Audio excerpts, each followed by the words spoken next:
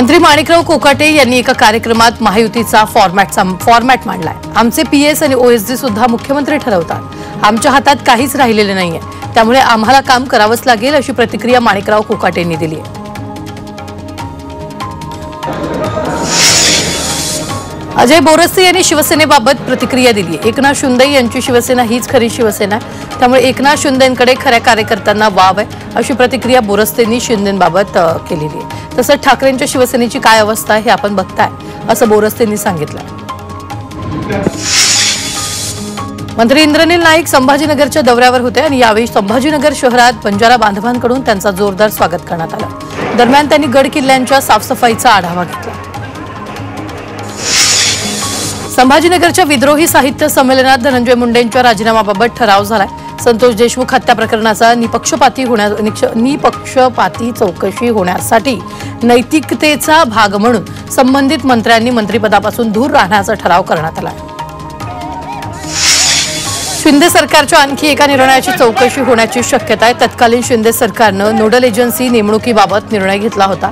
तत्कालीन शिंदे सरकारनं आखलेलं धोरण आणि खरेदीसाठी निवड करण्यात आलेल्या एजन्सीबाबत शासन नव्यानं धोरण ठरवणार आहे। निकषात न बसणाऱ्या एजन्सीची मान्यता देखील रद्द होणार असल्याची माहिती आहे। ठाण्यात एकनाथ शिंदेच्या बालेकिल्ल्यात भाजपचे 2 नेते जनसंपर्क शिबिर घेणार आहेत। आमदार संजय केळकर आणि आमदार निरंजन डावखरे शहरातील रहिवाशांच्या तक्रारींचं यावेळी निराकरण करण्यासाठी शिबिर घेणार आहेत आणि या बैठकीमुळे शिंदेंच्या बालेकिल्ल्यात वर्चस्वाला भाजप आव्हान देण्याची तयारी करत असल्याची चर्चा आहे। राज्य सरकारच्या वतीने येत्या 15 मार्चपर्यंत कोल्हापूर खंडपीठ विषयासंदर्भात मुंबईमध्ये बैठक घेऊ असं आश्वासन मुख्यमंत्री देवेंद्र फडणवीस यांनी दिले। मुख्यमंत्र्यांच्या या आश्वासनानंतर खंडपीठासाठीचं आमरण उपोषण स्थगित करण्यात आलं। पालकमंत्री प्रकाश आंबेडकर यांच्या विनंतीनंतर माणिक पाटील चुळेकर यांनी कलिंगडचा रस घेऊन उपोषण सोडलेलं आहे। गुजरातच्या अहमदाबादमध्ये अखिल भारतीय काँग्रेस समितीचं अधिवेशन होणार आहे। 8 आणि 9 एप्रिलला हे अधिवेशन होणार असल्याची माहिती दिली। काँग्रेसचे सरचिटणीस के.सी. वेणुगोपाल यांनी माहिती दिली असून अधिवेशनाला पक्षाचे अध्यक्ष सोनिया गांधी, राहुल गांधी, पक्षाचे राष्ट्रीय अध्यक्ष मल्लिकार्जुन खरगे हे सगळे प्रमुख नेते उपस्थित राहणार आहेत। शिवसेना उद्धव बाळासाहेब ठाकरे पक्षाच्या नेत्या सुषमा अंधारे नीलम गोऱ्हेंविरोधात अब्रू नुकसानीचा दावा दाखल करणार आहेत। मर्सिडीज बाबतच्या विधानाप्रकरणी हा दावा दाखल करणार आहे तशी माहिती सुषमा अंधारेंनी फेसबुक पोस्ट करत दिली। तसंच उद्धव ठाकरेंच्या प्रतिमा मलिन करण्याच्या हेतूनं वक्तव्य केलं असल्याचा आरोपही त्यांनी यावेळी केला। नीलम गोऱ्हेंचं कालचं वक्तव्य म्हणजे विकृती असा घणाघात खासदार संजय राऊतांनी केला। साहित्य संमेलनातील राजकीय चिखलफेकीला शरद पवारही जबाबदार आहेत। दरम्यान नीलम गोऱ्हे विश्वासघातकी असल्याचा टोला त्यांनी लगावलाय। नीलम गोऱ्हे यांच्या या वक्तव्यानंतर राजकारण तापलंय। शिवसेना उद्धव बाळासाहेब ठाकरे पक्षानं या प्रकरणी गोऱ्हे यांच्या विरोधात आक्रमक भूमिका घेतली आहे आणि या पार्श्वभूमीवर नीलम गोऱ्हे यांच्या घराबाहेरची सुरक्षा वाढवण्यात आली। कडेकोट पोलीस बंदोबस्त तैनात असून परिसरात बॅरिकेडिंग लावण्यात आलं। विधान परिषदेच्या उपसभापती नीलम गोऱ्हे यांच्या वक्तव्याच्या विरोधात पंढरपूरमध्ये शिवसेना उद्धव ठाकरे पक्षानं नीलम गोऱ्हे यांच्या प्रतिमेला जोडे मारत आंदोलन केले। दरम्यान त्यांनी जोरदार घोषणाबाजी केली।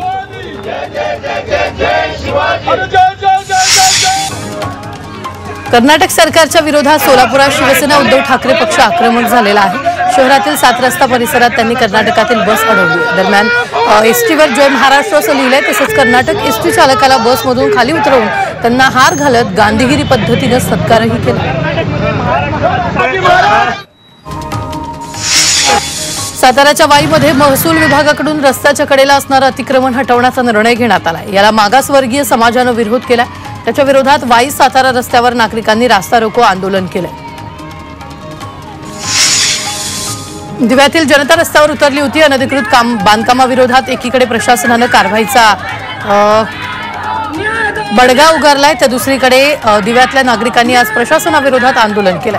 न्याय द्या अशा घोषणा देत नागरिकांनी निषेध केला। बेकायदेशीर इमारतींवरच्या कारवाई करण्यापूर्वीच दिवेकर संतापले। पेट्रोल बॉटल आणि गळफास घेतलेला प्रतिकात्मक पुतळा घेत सर्व दिवावासियांनी हे आंदोलन केलं।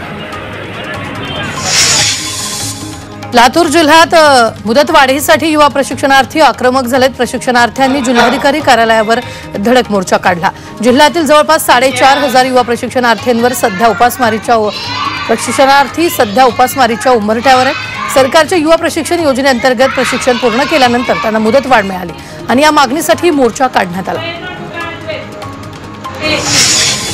भंडारा जिल्ह्याच्या लाखणी तालुक्यात असंघटित कामगारांचं आंदोलन सुरू आहे। Rajegaon MID Hindustan composites limited कंपनीचे कामगार आंदोलन करतायत। तर किमान वेतन महिन्यातून 26 दिवस काम देण्यात यावं, गणवेश देण्यात यावेत अशा विविध मागण्यांसाठी आंदोलन सुरू आहे। दरम्यान मागण्या पूर्ण न झाल्यास तीव्र आंदोलनाचा इशारा देण्यात आलाय। धुळे महापालिकेचे आयुक्त मालमत्ता कर वसुली करण्यासाठी थेट रस्त्यावर उतरलेत। महापालिकेच्या क्षेत्रात मालमत्ता धारकांकडे जवळपास 101 कोटी रुपयांची थकबाकी आहे। त्यामुळे महापालिकेने आता मार्च अखेरपर्यंत ही वसुली करण्यासाठी मोहीम हाती घेतली आहे। यासाठी 13 पथकं तैनात करण्यात आली आहेत। रोजगार हमी योजनेत पालघर जिल्ह्यात विविध कामं केलेल्या हजारो मजुरांची मजुरी थकली आहे। जवळपास 25,94,10,000 रुपयांची मजुरी थकीत आहे। त्यामुळे मजूर आर्थिक संकटात सापडले। राज्याने केंद्र सरकारच्या उदासीन कारभारामुळे या मजुरांना गेल्या 5 महिन्यांपासून एकही रुपया मिळालेला नाही। धाराशिवच्या उमरगा बस स्थानकातून कर्नाटकात जाणाऱ्या बस दुसऱ्या दिवशी बंदच आहेत। त्यामुळे प्रवाशांची गैरसोय होते। उमरगा स्थानकातून कलबुर्गी, बिदर या उत्तर कर्नाटकातील जिल्ह्यांना बसेस जातात। सध्या प्रवाशांना कर्नाटक जाण्यासाठी कर्नाटकच्या बसचा आधार घ्यावा लागतो। नंदुरबार जिल्ह्यातून पुण्याला जाण्यासाठी रेल्वे सुरू करा अशी मागणी प्रवाशांकडून करण्यात आली। गेल्या अनेक वर्षांपासून नागरिक नंदुरबार पुणे रेल्वेच्या प्रतीक्षेत आहेत। रेल्वे सेवा नसल्यानं नागरिकांना खासगी ट्रॅव्हल्सनं प्रवास करावा लागतोय। यावेळी खासगी बसेसमध्ये मनमानी भाडं आकारलं जात आहे। परभणीतील शेतकऱ्यांनी पालकमंत्री मेघना बोर्डीकरांकडे शक्तीपीठ महामार्ग रद्द करण्याची मागणी केली आहे। यावेळी मोठ्या संख्येने शेतकरी सहभागी झाले होते आणि या महामार्गामुळे शेतकरी भूमिहीन होणार असल्यानं शेतकऱ्यांनी शक्तीपीठ महामार्गाला विरोध केला। लखनौ लोकमान्य टिळक टर्मिनस ही रेल्वे रोखून ठेवल्यानं प्रवाशांनी गोंधळ घातलाय। संतप्त प्रवाशांनी स्टेशन मास्टरच्या कार्यालयात जात गाडी तात्काळ सोडण्याची मागणी करत गोंधळ घातला। गाडी थांबवून ठेवण्याचं कोणतंही कारण प्रशासनाकडे नसल्यानं प्रवासी अधिक संतप्त झाले। अखेर पावणे 2 तासांनी गाडी इगतपुरी स्थानकातून रवाना करण्यात आली। मात्र पुन्हा गाडी पुढे थांबवून ठेवण्यात आल्यामुळे प्रवासी संतप्त झाले। कोल्हापूरमध्ये GBSचा धोका वाढताना दिसतोय। कोल्हापूरमध्ये आणखी 2 जणांना GBSची लागण झाली। GBS बाधित रुग्णांची प्रकृती चिंताजनक असून त्यांच्यावर छत्रपती प्रमिला राजे रुग्णालयात उपचार सुरू आहेत। GBSचे रुग्ण सापडल्यानं वैद्यकीय यंत्रणा आणि महानगरपालिका अलर्ट मोडवर आली। ठाण्यात वातावरण बदलामुळे दवाखान्यात नागरिकांच्या रांगा लागल्या। ठाणेकर अंगदुखी, सर्दी, खोकला, घसा दुखणं, ताप या आजारानं त्रस्त झाले। वातावरण बदलामुळे दवाखान्यात उपचारासाठी येणाऱ्या रुग्णांच्या संख्येत वाढ झाल्याचं पाहायला मिळतंय। काही दिवसांपासून वातावरणात अचानकपणे झालेल्या बदलांचा परिणाम ठाणेकरांच्या आरोग्यावर होतोय।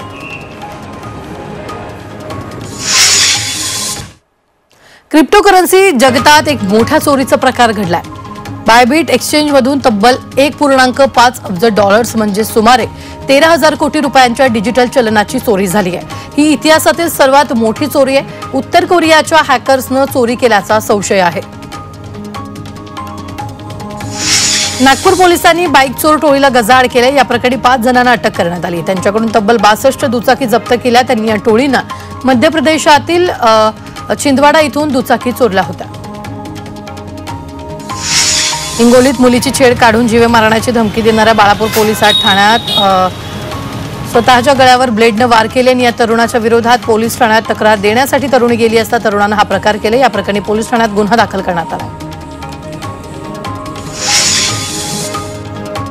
जळगावच्या खसगावात भल्या पहाटे महादेव मंदिरात चोरी झाली आहे। शंकराच्या पिंडीवर नागाचं सोन्याचं कवच आणि त्रिशूल चोरट्यानं चोरलंय। घटना सीसीटीव्ही चित्रित झाली आहे। त्याद्वारे पोलिसांनी चौकशी सुरू केली आहे। यवतमाळच्या रोहाळा पोलीस ठाण्यातून बेड्यांसह चोरटा पसार झालाय। 7 वर्षांनंतर या आरोपीला अटक झाली होती। पोलीस स्टेशनला घेऊन जात असताना आरोपीनं पोलिसांच्या तावडीतून पळ काढलाय। सांगलीच्या मिरजेमध्ये नशेच्या गोळ्या विकणाऱ्या तरुणाला पोलिसांनी अटक केली। आरोपी मार्केटमध्ये संशयरित्या फिरत होता। त्याची झाडाझडती घेतली असता नशेच्या गोळ्या आढळल्यात। आरोपीकडून तब्बल 18,890 गोळ्या जप्त केल्या। कोल्हापूरच्या गडिंग्लजमध्ये महिलेचा गळा आवळून हत्या केली। अज्ञाताने तिच्या अंगावरील 11 तोळ्याचे सोन्याचे दागिने पळवले आणि हत्या करून तिचा मृतदेह विहिरीत फेकून दिला। पुरावा नष्ट करण्यासाठी आरोपीनं महिलेचा मृतदेह विहिरीत फेकला। भंडारा जिल्ह्यातील पोलिसांनी अवैध वाळू वाहतूक करणाऱ्या ट्रॅक्टर चालकाला अटक केली आहे। ट्रॅक्टर चालकाला विचारपूस केली असता कुठलाही प्रकारचे परवाना आढळून आलेला नाहीये। पोलिसांनी कारवाई करत ट्रॅक्टर आणि ट्रॉली जप्त केली आहे। तसंच 5 लाखांचा मुद्देमाल जप्त करण्यात आला आहे। दिल्ली विमानतळावरून 11 कोटींचे ड्रग्ज जप्त करण्यात आले। दिल्ली कस्टम विभागाने ही मोठी कारवाई केली। या प्रकरणी एका प्रवाशाला ताब्यात घेतले असून त्याने ट्रॉली बॅगमध्ये लपवून ड्रग्ज आणलेलं होतं। तुळजापूर ड्रग्ज प्रकरणाचं मुंबई कनेक्शन उघड झालेलं आहे। ड्रग्ज पुरवणारी मुंबईतील महिला पोलिसांच्या जाळ्यात अडकली। तुळजापूर पोलिसांनी महिलेला मुंबईतून अटक केली। दरम्यान तुळजापूरच्या ड्रग्ज तस्करीचं मोठं रॅकेट उघड होण्याची शक्यता आहे। साताराच्या वाईमध्ये महसूल विभागाकडून रस्त्याच्या कडेला असणारं अतिक्रमण हटवण्याचा निर्णय घेण्यात आलाय। याला मागासवर्गीय समाजानं विरोध केला। त्याच्या विरोधात वाई सातारा रस्त्यावर नागरिकांनी रास्ता रोको आंदोलन केलं। वर्ध्यात मांडूळ सापाची तस्करी करणाऱ्या पोलिसांच्या जाळ्यात अडकलेत। बुटीबोरीकडून वर्ध्याला येत असताना पोलिसांनी मांडूळ तस्करीच्या टोळीवर कारवाई केली। यात 5 जणांना ताब्यात घेण्यात आले आणि या टोळीचे राज्याबाहेर कनेक्शन असल्याची माहिती आहे। यवतमाळच्या राळेगावात गोवा आणि मध्य प्रदेश राज्यातून विक्रीसाठी आलेल्या दारू साठ्यावर राज्य उत्पादन शुल्क विभागाने कारवाई केली आहे। यात 1632 लिटर विदेशी दारू साठा जप्त करण्यात आला। तर या प्रकरणी 2 आरोपींवर गुन्हा दाखल करण्यात आला। भिवंडीतील वंजारपट्टीमध्ये गॅरेजसह एका दुकानाला भीषण आग लागली। यावेळी अग्निशमन दल तात्काळ घटनास्थळी दाखल झाल्यामुळे आग आटोक्यात आणण्यात यश आलंय। मात्र आगीमुळे संपूर्ण दुकान जळून खाक झालंय। मुंबईतील कोस्टल रोडवर भीषण अपघात झालेला आहे। भरधाव टॅक्सी बंद पडलेल्या ट्रकला धडक बसलेली आहे। अपघातात टॅक्सीचा चक्का चूर झालेला आहे। सुदैवाने अपघातात कुठलीही जीवितहानी झालेली नाहीये। वरई मरीन ड्राईव्ह मार्गिकेवर हा अपघात झालेला आहे।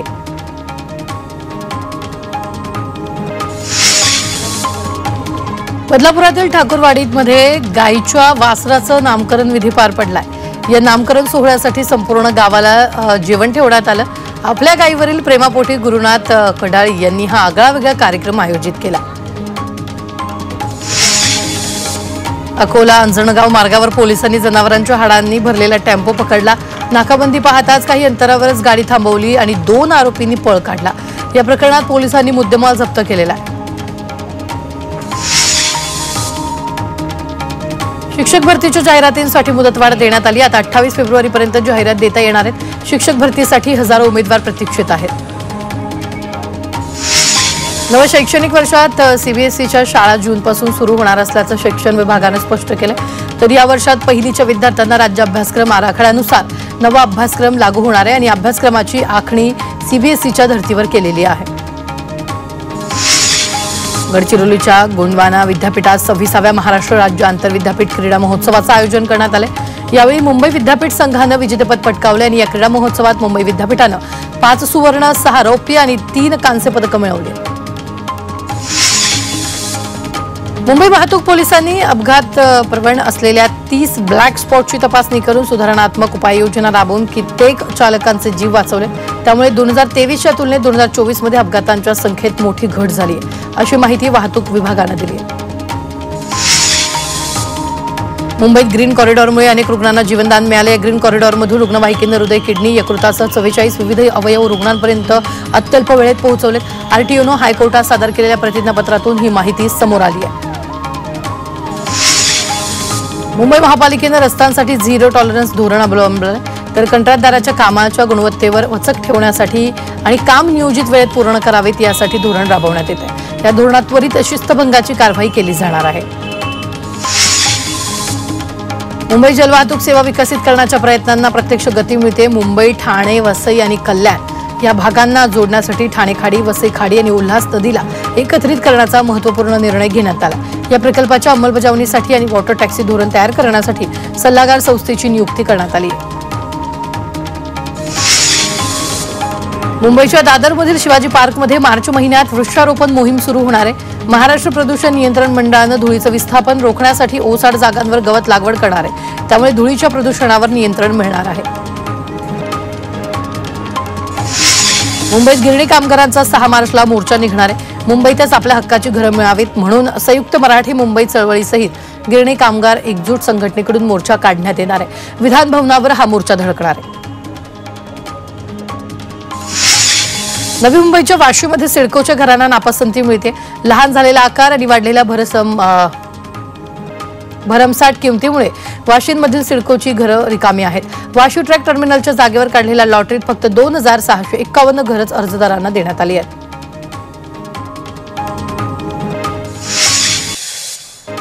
नंदुरबार जिल्ह्याच्या सातपुड्याच्या दुर्गम भागांमध्ये बँकेकडून शाखा सुरू करण्यात येणार आहे. बँकेची संख्या वाढवण्यासाठी राष्ट्रीय बँका सुरू करण्यात येतील. त्यामुळे नागरिकांना बँकेच्या कामासाठी लांब जाण्याची गरज पडणार नाही. जिल्ह्यात 13 ठिकाणी बँकेच्या शाखा सुरू होणार आहेत. पाकिस्तान आणि बांगलादेश दरम्यान थेट व्यापाराला पुन्हा सुरुवात झाली आहे. सरकारनं मान्यता दिल्यानंतर पहिलं मालवाहू जहाज पोर्ट कासिम इथून रवाना झालंय. बांगलादेशनं ट्रेडिंग कॉर्पोरेशन ऑफ पाकिस्तानद्वारे 50,000 टन तांदूळ पाकिस्तानातून खरेदी करण्यास सहमती दर्शवली आहे.